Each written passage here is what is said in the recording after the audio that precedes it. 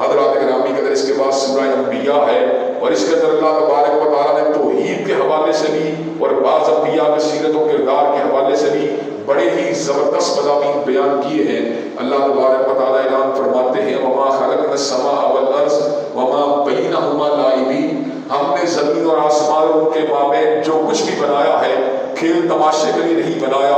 لو اردنا ان نتخذ لهوا لاتخذناه من لدنا ان كنا فاعلین، اگر ہم نے کھیل ہی کھیلنا ہوتا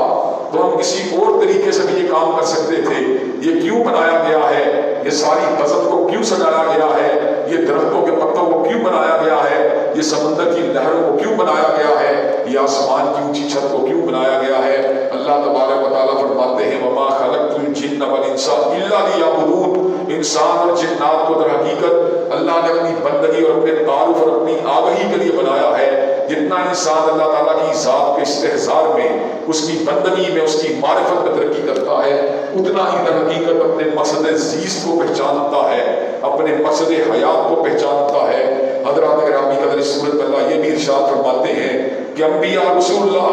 کا جس نقطۂ دعوت کے اوپر اتفاق تھا وہ ایک نقطہ تھا، شرائع کے اندر اختلاف رہا، نکاح کے احکامات بدلے، تجارت کے احکامات بدلے، تمدن کے احکامات بدلے،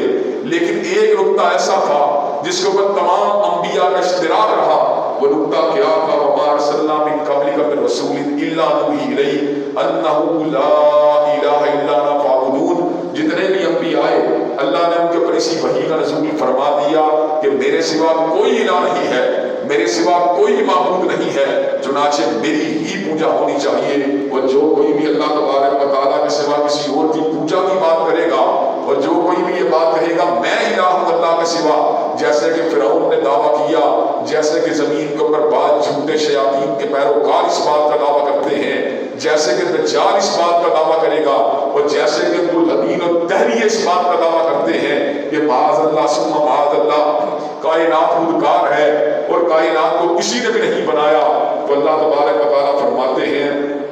وَمَنْ يَقُلْ مِنْهُمْ إِنِّي إِلَٰهٌ مِّن دُونِهِ فَذَٰلِكَ نَجْزِيهِ جَهَنَّمَ وَكَذَٰلِكَ نَجْزِي الظَّالِمِينَ، اور جو کوئی بھی یہ دعویٰ کرتا ہے، جو کوئی بھی یہ بات کہتا ہے کہ میں الہ ہوں اللہ کے سوا، فَذَٰلِكَ نَجْزِيهِ جَهَنَّمَ، تو ایسا سے جہنمی ہے، اور ہر ظالم کا یہی انجام ہوگا، ہر ظالم کو اسی انداز میں صلہ دیا جائے گا۔ حضرات گرامی کا اس صورت میں اللہ تعالیٰ نے ایک حیاتیاتی حقیقت یعنی بیولوجیکل حقیقت کا بھی ذکر کیا ہے، بایولوجیکل فیکٹ کو بھی اللہ تعالیٰ نے اس صورت میں بیان کیا ہے، اور وہ فیکٹ کیا ہے وَجَعَلْنَا مِنَ الْمَاءِ كُلَّ شَيْءٍ حَيٍّ، کہ اس دنیا کے اندر جو چیز بھی زندہ ہے اللہ تعالیٰ نے اس کی اساس پانی کے اوپر رکھی ہے، اس کی بنیاد پانی کے اوپر رکھی ہے۔ انسان ہو، حیوان ہو، جانور ہو، نباتات ہو، جس میں بھی حیات کا جوہر موجود ہے اللہ تعالیٰ نے اس کا آغاز پانی سے فرما دیا۔ یہ اللہ تبارک و تعالیٰ کی قدرت کا ایک بہت بڑا کارنامہ ہے۔ حضرات گرامی قدر اس صورت میں اللہ تعالیٰ اس بات کا بھی ذکر فرماتے ہیں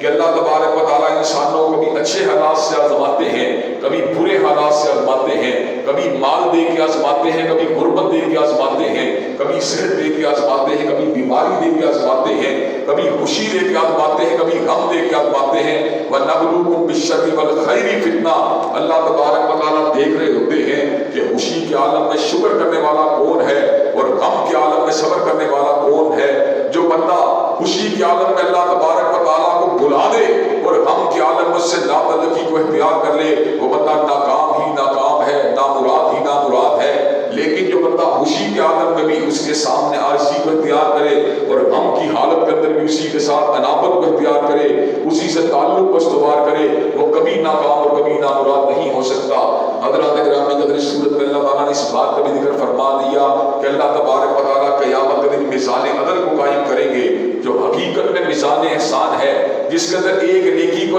10 سے ضرب دے کے ڈالا جائے گا اور ایک گناہ کو ایک گناہ کے طور پہ ڈالا جائے گا، لیکن اس کے باوجود بھی جو بندہ ناکام ہوگا، نامراد ہوگا، اس کو اللہ تبارک و تعالیٰ کی ذات کے اوپر الزام نہیں دینا چاہیے، بلکہ در حقیقت اس نے اپنی ہی ذات کے اوپر ظلم کیا ہوگا۔ حضرات گرامی کا اس صورت میں اللہ تعالیٰ نے جن انبیاء کا ذکر کیا ان میں پہلے سیدنا ابراہیم ہیں۔ اللہ تبارک و تعالیٰ ان کی جوانی کا ذکر کرتے ہیں، جوانی کے عالم میں آپ نے بت کدے میں داخل ہو کر کلہاڑے کے ساتھ سارے بتوں کو توڑ ڈالا، ایک کو چھوڑ ڈالا، بستی کے لوگ آپس میں چہمگوئیاں کرنے لگے، کہنے لگے سمینا فتى يذكرهم يقال له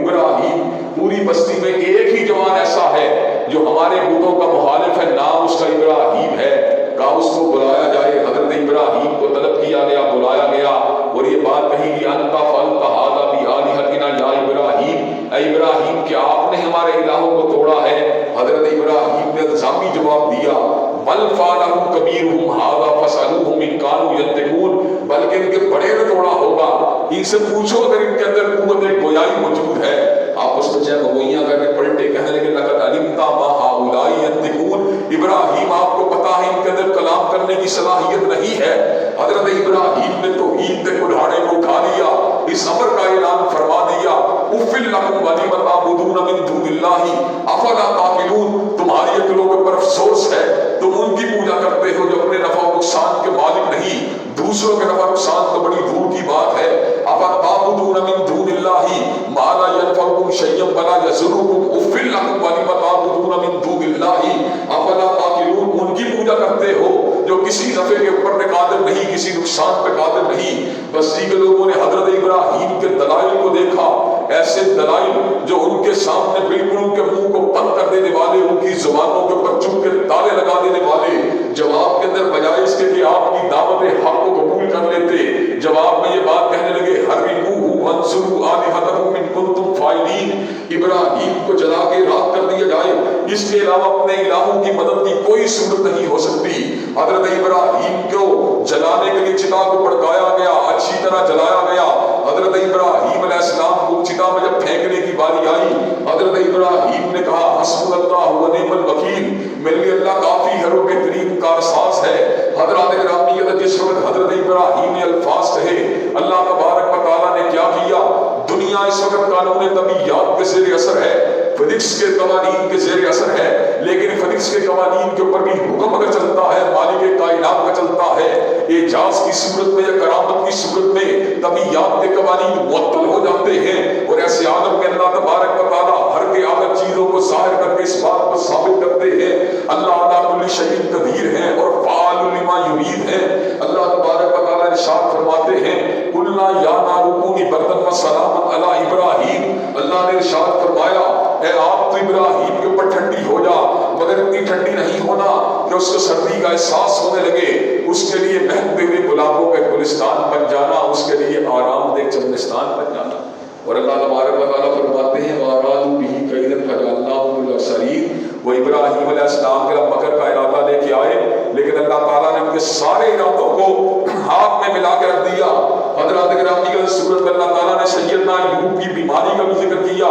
لیکن جب سیدنا ایوب الفاظ کہے ربی انی مسنی الضر وانت ارحم الراحمین، اے میرے پروردگار مجھے تکلیف پہنچی ہے اور سب سے بڑے مہربانی کرنے والی آپ ہی کی ذات ہے، اللہ نے دعا کو قبول کر لیا، فکشفنا ما بہ من ضر، اور اس ضر کو دور کر دیا، جو آپ اس بیماری کو دور کر دیا جو آپ کو تکلیف دینے والی تھی، اور اس امر کا اعلان فرما دیا وآتیناہ اہلہ ومثلہم معہم رحمۃ من عندنا وذکریٰ للعابدین، جتنے اہل خانہ اور جتنا مال ہم سے دیا گیا تھا اتنا ہی دے دیا اور اتنا اور بھی ساتھ ملا کے دے دیا، اور اس امر کا اعلان فرما دیا وذکریٰ للعابدین، اور اس بات کو اپنے بندوں کے لیے رہتی دنیا تک کے لیے نصیحت بنا دیا کہ بیماریوں کے اندر شفا یابی اگر آتی ہے تو اللہ تعالیٰ کی طرف سے آتی ہے۔ جبھی تو کرونا وائرس کی بیماری جب سے شروع ہوئی ہے، میں آپ حضرات کے سامنے اس بات کو درجنوں مرتبہ رکھ چکا ہوں کہ آپ طبی علاج کروانا چاہتے ہیں کروائیے، آپ میڈیسن کے ذریعے علاج کرنا چاہتے ہیں کیجیے، آپ ہومیوپیتھک سے علاج کرنا چاہتے ہیں کیجیے، آپ حکمت سے علاج کرنا چاہتے ہیں کیجیے، لیکن روحانی تدابیر کو فراموش مت کیجیے۔ اگر آپ روحانی تدابیر کو اختیار کریں گے، توبہ کریں گے، استغفار کریں گے، تقویٰ کے راستے کو اختیار کریں گے، دعائیں کریں گے، مناجات کریں گے، ذکر الہی کریں گے، تو اللہ تبارک و تعالیٰ کے فضل و کرم سے کرونا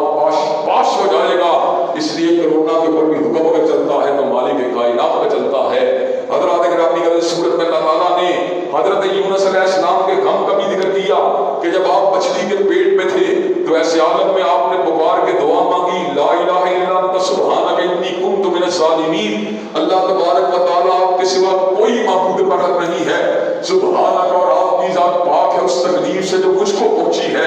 انی کنت من الظالمین، جو تکلیف مجھے آئی ہے وہ میری اپنی وجہ سے آئی ہے۔ حضرات گرامی قدر اس عاجزی کے ساتھ انکساری کے ساتھ پروردگار عالم کو الہ برحق سمجھ کر جب سیدنا یونس نے پکارا تو مالک کائنات نے عجیب جواب دیا فاستجبنا له ونجیناہ من الغم، میں نے یونس کی فریاد کو سن لیا، اس کے غم کو دور فرما دیا، وکذالک ننجی المؤمنین، اور کوئی بھی آئے یونس کا عقیدہ رکھ کے آئے، مجھے الہ حق سمجھ کے آئے، اپنے آپ کو خطا کار سمجھ کے آئے، میں اس کے غموں کو ویسے ہی دور کروں گا جیسے میں نے یونس کے غم کو دور کیا تھا۔ حضرات گرامی قدر سورت میں اللہ تبارک و تعالیٰ نے اس بات کا بھی ذکر فرما دیا وَلَقَدْ كَتَبْنَا فِي الزُّبُورِ مِن بَعْدِ الذِّكْرِ أَنَّ الْأَرْضَ يَرِثُهَا عِبَادِيَ الصَّالِحُونَ کہ زمین کے اوپر حکومت کا حق اگر کسی کو حاصل ہے، نہ چوروں کو حاصل ہے، نہ ڈکیتوں کو حاصل ہے، نہ رشوہ کو حاصل ہے، نہ قاتلوں کو حاصل ہے، نہ ظالموں کو حاصل ہے، بلکہ زمین کے وارث حقیقت میں اللہ تعالیٰ کے نیکوکار بندے ہیں۔ اگر نیکوکار بندے حقیقت میں نیکی کے اوپر کاربند ہوں، اس کے اوپر استقامت کا مظاہرہ کرنے والے ہوں، تو زمین کی وراثت اللہ تبارک و تعالیٰ انہی کو عطا فرمائے گا۔ اور آخری اہم بات جو اس سورت کے اندر موجود ہے، جس کے اوپر اپنی بات کو وائنڈ اپ کروں، وہ یہ ہے وَمَا أَرْسَلْنَاكَ إِلَّا رَحْمَةً لِّلْعَالَمِينَ۔ اللہ تبارک و تعالیٰ فرماتے ہیں کہ میں نے رسول اللہ کو دو جہانوں کے لیے رحمت بنا کے بھیجا ہے۔ رسول اللہ کی ذات رحمت، رسول اللہ کی بات رحمت، رسول اللہ کا پیغام رحمت، رسول اللہ کی شریعت رحمت، رسول اللہ کی حدیث رحمت، رسول اللہ کی سنت رحمت، صلی اللہ علیہ وسلم رسول اللہ کا آفاقی نظام رحمت، رسول اللہ کا عطا کردہ تعلیمات رحمت۔ حضرات گرامی قدر آپ کی تعلیمات سے فقط مسلمانوں نے استفادہ نہیں کیا، بلکہ ہندو شاعر بھی یہ کہنے کے اوپر مجبور ہوا، اس نے ذروں کو اٹھایا اور صحرا کر دیا، اس نے قطروں کو ملایا اور دریا کر دیا، آدمیت کا ترسامہ مہیا کر دیا، اور ایک عرب نے آدمی کا بول بالا کر دیا۔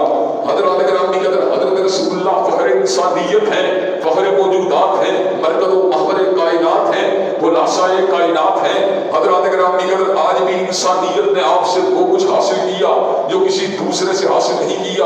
آپ کے ایک دو احسانات جو جمی انسانیت کے اوپر ہیں وہ آپ حضرات کے سامنے ضرور بیان کرنا چاہوں گا۔ آج پوری دنیا کے اندر طلاق کا قانون سول لاس کے اندر اگر موجود ہے تو حضرت رسول اللہ کی تعلیمات کی وجہ سے موجود ہے۔ حضرات گرامی قدر ہندو معاشرے کے اندر عورت کو طلاق لینے کی اجازت نہیں ہے۔ مسیحی معاشرے کی عورت اگر طلاق لیتی ہے تو بائبل کے مطابق وہ زانیہ ہوتی ہے، وہ بد کردار ہوتی ہے۔ لیکن حضور کی تعلیمات کا اثر ہے کہ آج سول لاس کے اندر مسیحی عورت یا ہندو عورت اپنے شوہر کے ساتھ ناچاکی کی وجہ طلاق لے سکتی ہے۔ یہ طلاق کا قانون اگر حاصل ہوا مصطفیٰ علیہ السلام کی وجہ سے حاصل ہوا۔ حضرات گرامی قدر جب حضرت اقدس حضرت رسول اللہ صلی اللہ علیہ وسلم ابھی کائنات میں جلوہ گر نہیں ہوئے تھے، آپ کی تعلیمات ہند میں داخل نہیں ہوئی تھی، تو ہندو لوگ اپنی ماؤں بہنوں سے دلی عورتوں کے ساتھ نکاح کر لیا کرتے تھے۔ لیکن جب حضور کی تعلیمات اس خطے میں داخل ہوئی، پھر ہندوؤں نے بھی اپنی سوتیلی ماؤں سے نکاح کرنا چھوڑ دیا، پھر ہندوؤں نے بھی اپنی سوتیلی بہنوں سے نکاح کرنا چھوڑ دیا۔ محرم رشتہ داروں کی پوری دنیا میں پہچان اگر ہوئی ہے تو تنہا مصطفیٰ کی وجہ سے ہوئی ہے۔ حضرات گرامی قدر یہ لاز اگر حاصل ہوئے حضرت رسول اللہ سے حاصل ہوئے۔ حضرت رسول اللہ کیا آئے، انسانیت کی شام ڈھل گئی اور انسانیت صبح کی روشنی کے اندر آ گئی۔ حضرت رسول اللہ کیا آئے، غم کی رات ڈھل گئی، خوشی کا سورج طلوع ہو گیا۔ حضرت رسول اللہ کیا آئے، اندھیرے ظلمات کے چھٹ گئے اور ہدایت کی صبح طلوع ہو گئی۔ حضرات گرامی قدر حضرت رسول اللہ یقیناً رحمت کائنات ہے، حضرت رسول اللہ صلی اللہ علیہ وسلم یقیناً رحمت مجسد ہے، حضرت رسول اللہ صلی اللہ علیہ وسلم یقیناً رحمت للعالمین ہے۔ حضرت رسول اللہ صلی اللہ علیہ وسلم کی تعلیمات، آپ کا پیغام، آپ کی شریعت اور آپ کا نظام دنیا کا سب سے اعلیٰ سب سے عرفہ نظام ہے۔ سیاسیات کا طالب علم ہونے کے ناطے میں نے ہیگل کے جدولیاتی فلسفے کو پڑھا، میں نے میکاویلی کی ڈیپریس کو پڑھا، میں نے جان لاک کے نظریہ اقتدار اعلیٰ کو پڑھا، میں نے ژیل بودین کے فلسفے کو پڑھا، میں نے روسو کے نظریہ منشأ عام کو پڑھا، میں نے کارل مارکس کی اشتراکیت کو پڑھا۔ لیکن ہر نظام کو پڑھنے کے بعد یہ دل بات کہنے پہ مجبور ہوا کہ ساری کائنات کے نظام اگر جمع ہو جائے تو نظام مصطفیٰ کی خاک کا مقابلہ بھی نہیں کر سکتے۔ حضرات گرامی قدر چنانچہ ہم سب کو کتاب و سنت کے ساتھ مضبوط تمسک کو اختیار کرنے کی ضرورت ہے اور حضرت رسول اللہ کی سیرت و